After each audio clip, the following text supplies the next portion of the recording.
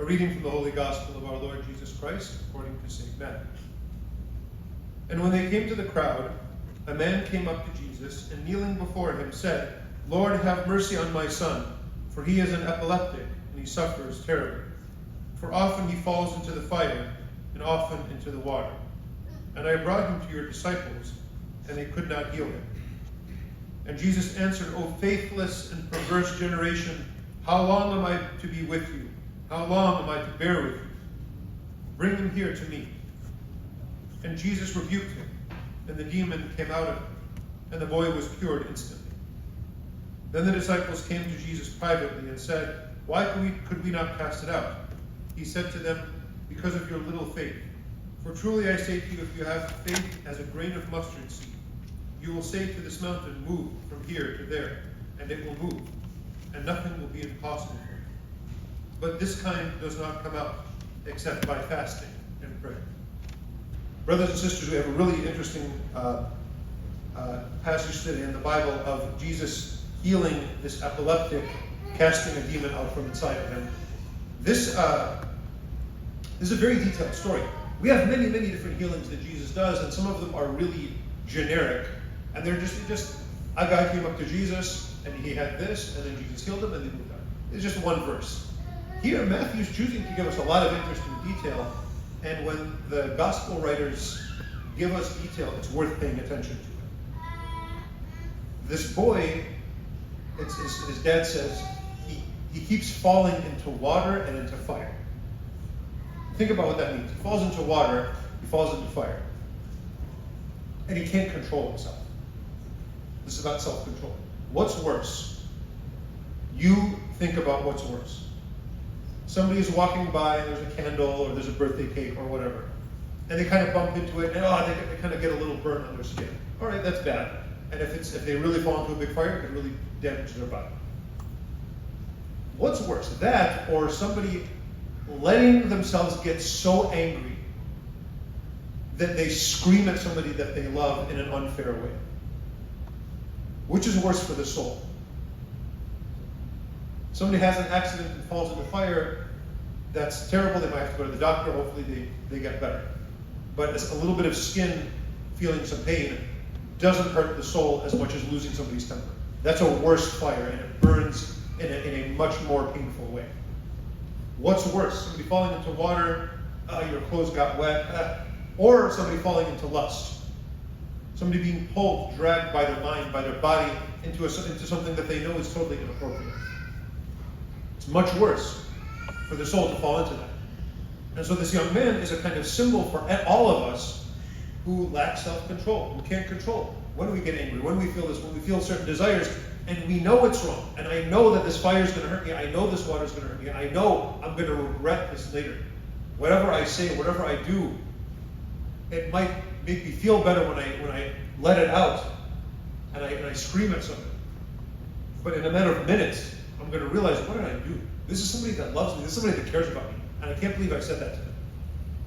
This is a symbol for all of us who are feeling that. How is this young man healed? Well, we have an example. It's a feast day of St. Therese of Lisieux today. I want to give you an example. I want to tell you something from her autobiography. I remember this, I read it in the seminary like 25 years ago. I still remember one of the few things I remember from that book. It's really pretty and everything, but the funny thing I remember from that book is this saint who's writing this autobiography, she was a nun, and she's pushing this older nun on a wheelchair. And this older nun is really mean to her. And she's like she writes in her biography, she's pushing the wheelchair, and there's like a flight of stairs, and this nun is being mean to her, and it says it took an act of the will to not push this nun down the stairs. St. Therese says that. Read her book. It's worth reading. So I'm saying, don't think you're better than this young man who threw himself into fire and water. A great saint, doctor of the church, it took her that much willpower to not do something like this, to hold her anger back. How are we healed from this? First, there was a crowd, and this father brought his son by himself to Jesus. As long as we're part of the crowd and we're okay just being like everybody else, we're always going to say the same. Yeah, everybody gets angry. So what? Everybody does this. Everybody does that. So what? So what? Yeah. As long as you're okay being the same as everybody, stay the same. You're never going to be better. This father left the crowd behind and came to Jesus alone. And we have to be willing to say to ourselves, it doesn't matter if everybody else does this. It doesn't matter how the entire world lives. Even people that follow Jesus. I'm going to leave them behind because I want to heal my soul. I want to heal my son. Even if I'm the only one in the world. Let it be me. And he goes to Jesus, and it says, and Jesus rebuked him. It means he kind of yelled at him. That's the second step. Jesus, who is in our hearts, who speaks to us in our conscience, rebukes us. Every day, this is one of the best practices that we can do.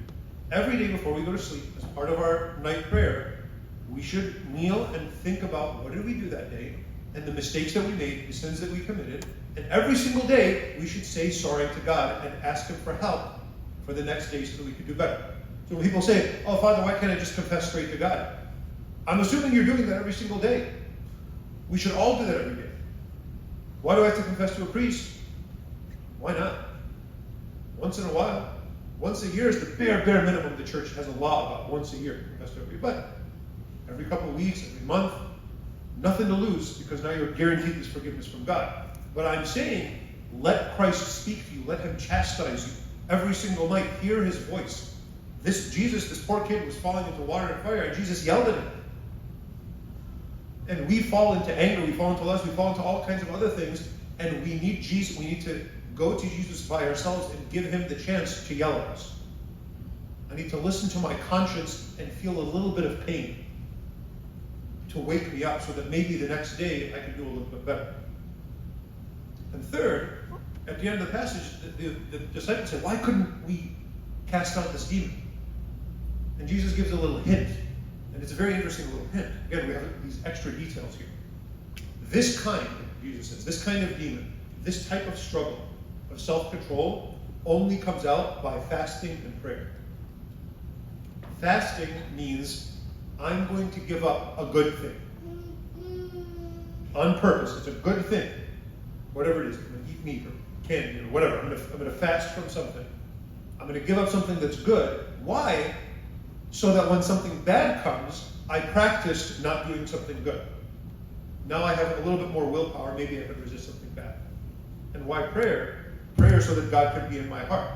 So that his love can be in my heart. So that when the temptation comes, I will have Christ the healer, Christ the one who gives me the grace and the strength to transform, who's already there to give me victory.